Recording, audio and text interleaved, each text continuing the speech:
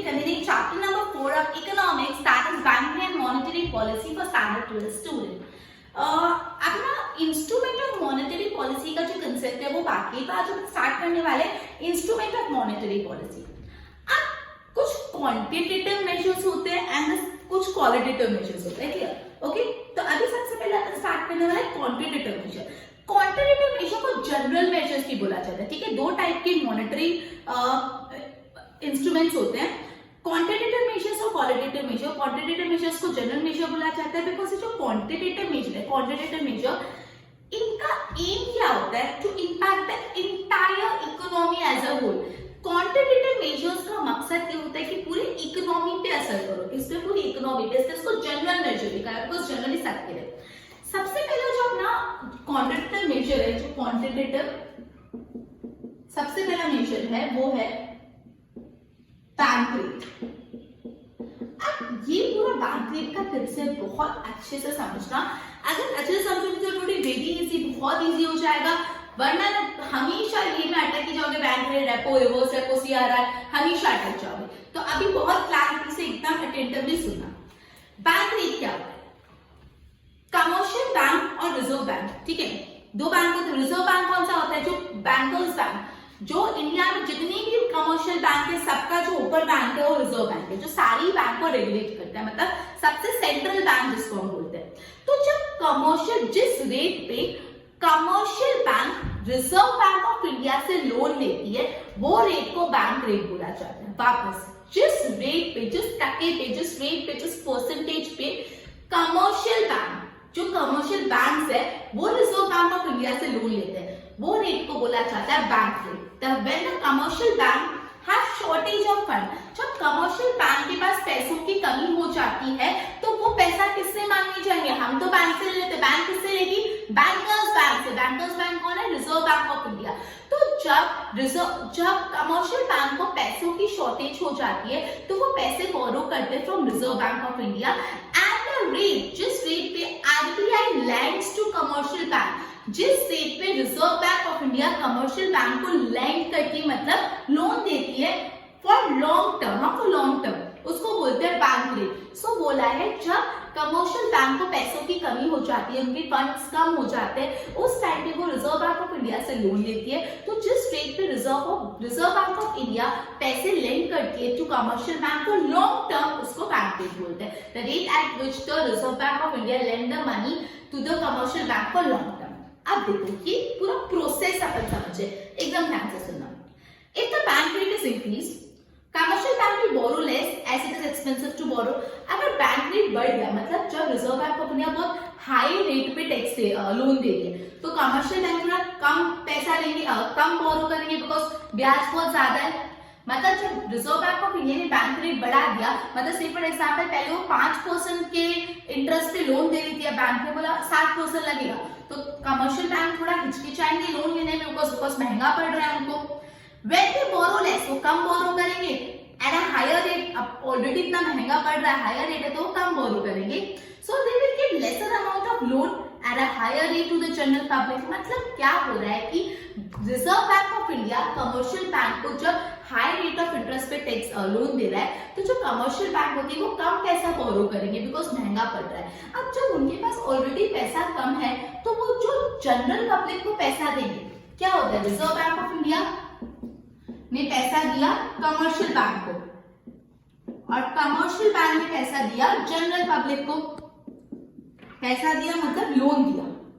Reserve bank of India ने commercial bank को loan दिया अगर हाई रेट पे, ये रेट को क्या बोलते हैं? Bank rate. ये बैंक रेट बढ़ जा रहा है, हाई हो जा रहा है, तो कमर्शियल बैंक भी क्या करेंगे? कम पैसा लेंगे, कम लोन लेंगे, उनके पास भी पैसे कम है। तो एक्चुअली कमर्शियल बैंक, अपन बैंक से जब लोन लेने जाएंगे तो अपन को भी कैसे रेट पे मिलेगा?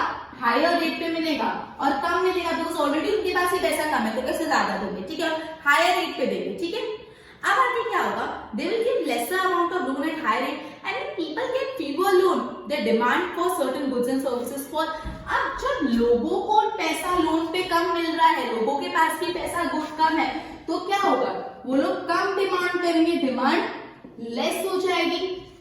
ओके, पैसे ही नहीं है तो डिमांड चीजों की कम हो जाएगी, तो demand of goods and services कैसा हो जाएगा, लेस हो जाएगा, ठीक है, demand of goods and services less हो जाएगा। ऑन द होल पूरा इसको यहां से यहां तक अगर एनालिसिस में करूं तो क्या हुआ, there is a lesser creation of money, पैसों का क्रिएशन नहीं हो रहा, पैसा मार्केट में नहीं आ रहा, ठीक है, बिकॉज पैसा मार्केट में क्यों नहीं आ रहा, रिजर्व बैंक ऑफ इंडिया ने कंट्रोल कर लिया कि हम मेरे को पैसा आगे नहीं फ्लो कराना है तो मैं लोन को महंगा कर दूंगा, loan reserve bank of India महंगा कर देगी तो सब कम कम लोन लेंगे और कुछ गुड्स और सर्विसेज का डिमांड कम हो जाएगा, क्यों, there is a lesser creation of money, lower demand of goods and services and lower circulation of money, मतलब पूरे इकोनॉमी में क्या सिचुएशन हो गई कि पैसा कम क्रिएट हो रहा है, पैसे का सर्कुलेशन कम हो गया है और गुड्स और सर्विसेज की डिमांड कम हो गई है। अब ये कब ऐसा बैंक करती है reserve bank of India, when the economy is at the grip of inflation, जब बहुत इन्फ्लेशन हो जाता है तो बैंक रेट बढ़ा के reserve bank of India inflation को कंट्रोल करती है। One more time students pay attention over here, bank rate क्या होता है, जिस रेट पे reserve bank of India commercial bank को लोन देती है फॉर लॉन्ग टर्म। अब ये बैंक रेट को as a measure to control inflation कैसे यूज होता है, reserve bank of India bank rate अगर बढ़ा देगी तो ये जो कमर्शियल बैंक्स है वो कम लोन लेंगे क्योंकि उनको महंगा पड़ रहा है। अब जब कमर्शियल बैंक कम लोन लेंगे एट अ हायर रेट, तो जब उनको अब जनरल पब्लिक को देना पड़ेगा तो वो भी हायर रेट पे देंगे, बिकॉज कोई चीज अपन को महंगी पड़ रही तो अपन देंगे भी तो ज्यादा भाव में ना, नुकसान तो करेंगे नहीं। तो जनरल पब्लिक को भी कमर्शियल बैंक जो है, कमर्शियल बैंक वाले जो बैंक से अगर लोन लेता है, इस बैंक में अपना अकाउंट होता है, तो वो जब जनरल पब्लिक को भी अब कम लोन देंगे हायर रेट पर, जनरल पब्लिक भी सोचेगी भाई बहुत ज्यादा इंटरेस्ट रेट है, कम ही लेते हैं पैसे, लोन कम लेते हैं। अगर अब उनके पास पैसे ही कम है तो वो कुछ गुड्स और सर्विसेज को भी कम डिमांड देंगे, रहेगा तो मंदी चले भी पैसों की कमी है भी, मतलब नहीं लेना, क्लियर। तो ओवरऑल क्या हो रहा है, रिजर्व बैंक ऑफ इंडिया ने बैंक रेट बढ़ा के पूरा मनी का सप्लाई कंट्रोल करा, मतलब मनी क्रिएट भी नहीं हो रहा, मनी का सर्कुलेशन भी नहीं हो रहा, demand of goods and services कम हो रही है। ये सिचुएशन कब होती है, जब ये मेजर बैंक कब यूज करती है, जब इन्फ्लेशन होता है। अब उल्टा, when the supply of money is higher, जब मनी सप्लाई बढ़ जाता है तो डिमांड क्या हो जाएगी, गुड्स एंड सर्विसेज इंक्रीज हो जाएगी, sorry when the supply of money is higher than the demand for money, मतलब जितना पैसों का डिमांड है ना उससे ज्यादा पैसों की सप्लाई है, सो देयर इज इन्फ्लेशन, उस टाइम पे इन्फ्लेशन होता है, and reducing money supply help in reducing inflation. Inflation होता कब है, जब पैसा मनी सप्लाई जो है ना बहुत ज्यादा है, मनी सप्लाई ज्यादा है। इन्फ्लेशन कब होता है, जब मनी का सप्लाई ज्यादा है कंपेयर टू इट्स डिमांड, बहुत ज्यादा पैसा मार्केट में सर्कुलेट हो रहा है तो उस टाइम पे इन्फ्लेशन होगा।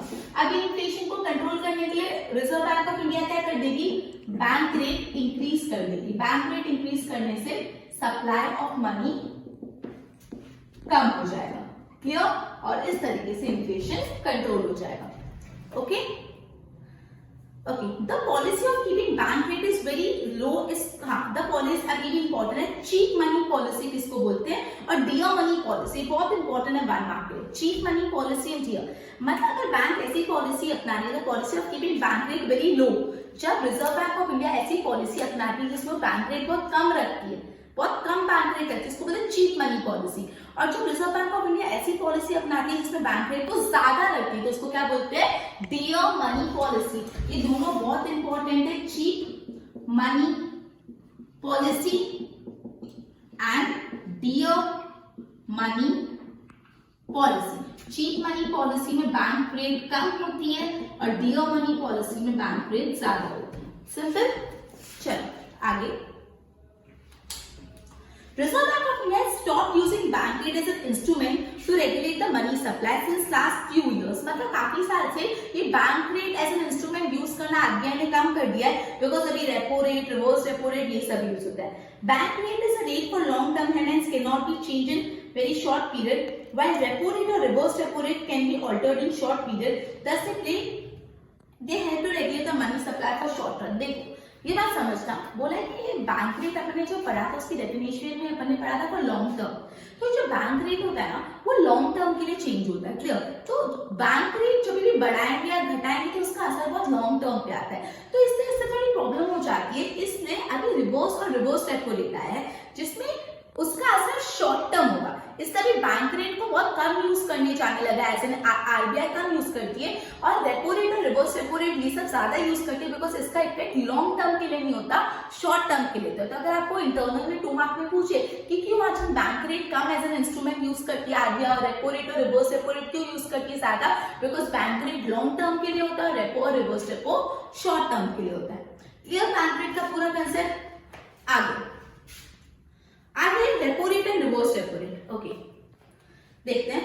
When commercial bank needs fund for very short period of the time, जब कमर्शियल बैंक को पैसा चाहिए लेकिन बहुत कम टाइम के लिए चाहिए, समटाइम्स फॉर अ डे, सिर्फ 1 दिन के लिए पैसा चाहिए, 7 दिन या 15 दिन, मतलब कम दिन के लिए पैसा चाहिए, कम टाइम के।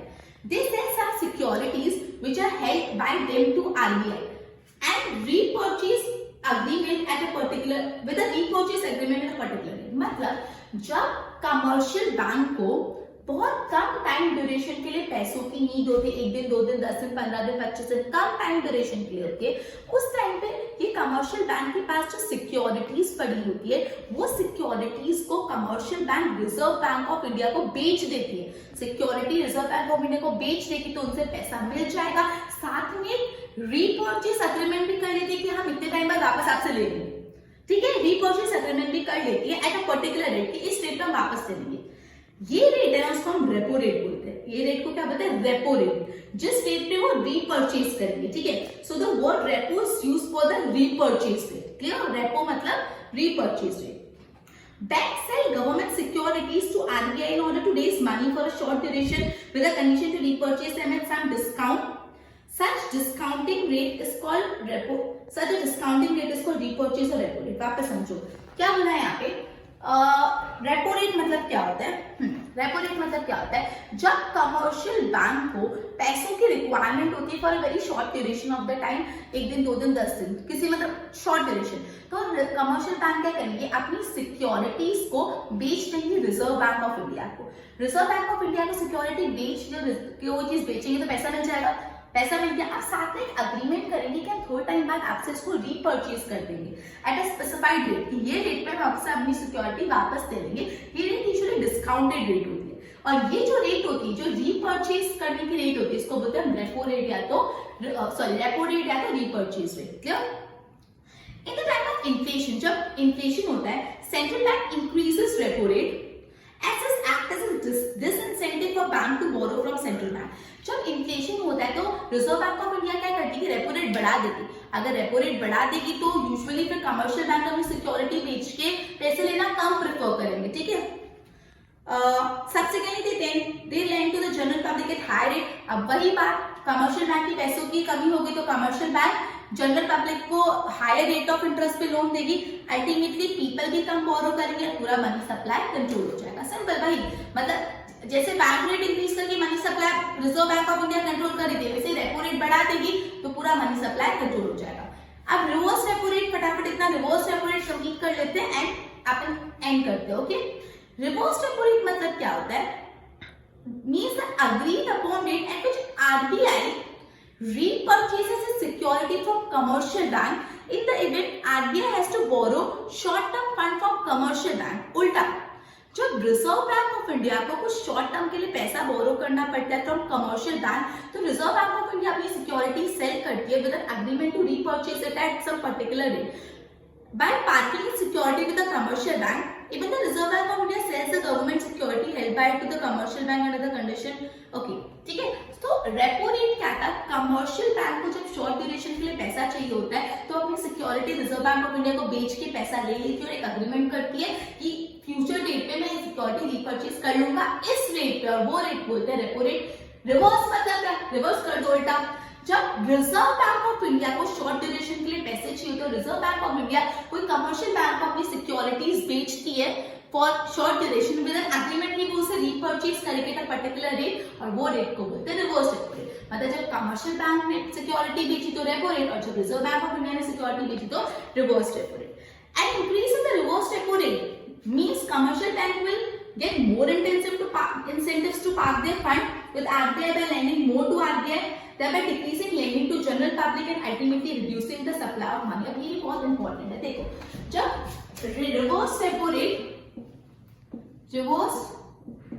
रेपो रेट इंक्रीज हो रही है, रिवर्स रेपो रेट बढ़ रही है, तो अब रिवर्स रेपो रेट ज्यादा है तो कमर्शियल बैंक जब पैसा देंगे तो वो बोलेंगे हाँ, अब मेरे पास पैसे हैं कमर्शियल बैंक को, ठीक है, मेरे पास सपोज एग्जांपल 100 रुपए और मेरे से आरबीआई भी मांग रहा है और जनरल पब्लिक भी मांग रहा है, तो मैं क्या बोलूंगी, रिवर्स रेपो रेट ज्यादा है तो मैं तो ऑब्वियसली जनरल पब्लिक को दूंगी, मैं आरबीआई को दूंगी, जनरल पब्लिक को तो नहीं दूंगी, बिकॉज रिवर्स रेपो रेट ज्यादा है, मुझे ज्यादा पैसा कमाने का मौका मिलेगा।